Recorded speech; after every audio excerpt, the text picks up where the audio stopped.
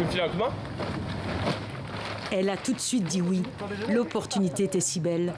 Rejoindre l'équipe France LGP en Formule 1 des mers, c'est comme voler bien plus haut.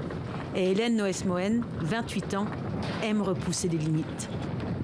Après, là, on a par contre des bouteilles d'air. Des bouteilles d'air Parce qu'on est relié au bateau en permanence et si jamais on dessale et qu'on est bloqué sous le bateau, il faut avoir le temps de respirer. Et on a aussi un couteau pour si on doit couper la ligne de vie qui nous tient au bateau. La vitesse l'a toujours attirée. L'adrénaline qui va avec aussi. Ce mélange d'euphorie et de peur.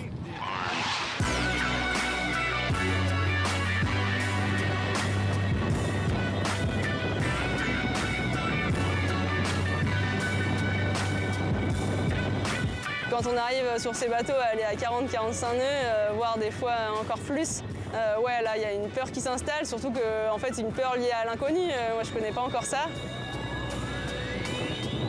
Ne plus toucher l'eau à près de 80 km/h. Séance d'entraînement dans le golfe de Saint-Tropez en France, avant la 5e étape du CLGP.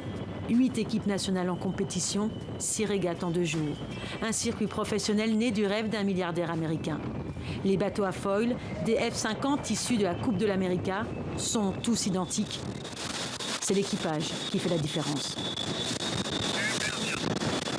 C'est au-delà d'être kiffant. C'est quelque chose de, pour moi, extraordinaire, dans le sens où, en fait, ce sont les meilleurs bateaux au monde, les plus technologiques, les plus rapides, les plus spectaculaires. Le niveau des courses est le plus élevé au monde. On a des vainqueurs d'America's Cup, des champions olympiques, des champions du monde à tir à... on ne sait plus quoi faire. C'est pour moi le summum de ce que l'on peut faire, en tout cas en voile sportive. L'occasion était vraiment trop belle.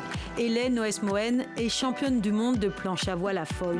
Elle reçoit un jour un appel du directeur des Bleus. Il veut la recruter.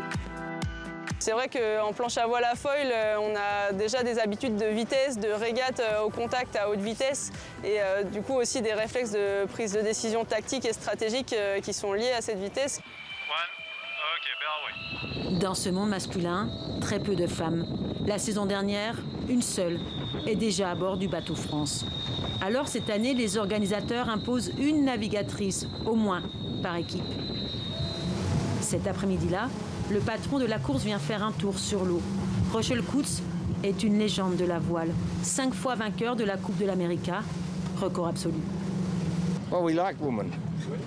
No, but... On aime les femmes. Non, non, sérieusement. Je pense que nous avons besoin de plus de mixité dans ce sport.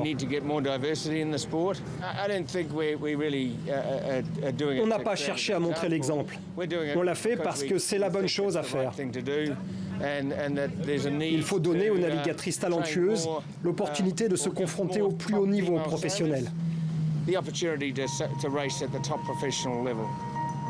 Pour le moment, elles observent, elles apprennent, mais ne naviguent pas encore en compétition. C'est une question de temps. Après l'entraînement, Hélène Noesmoen a le sourire de l'inattendu. Elle a barré pour la première fois et ce n'était pas prévu.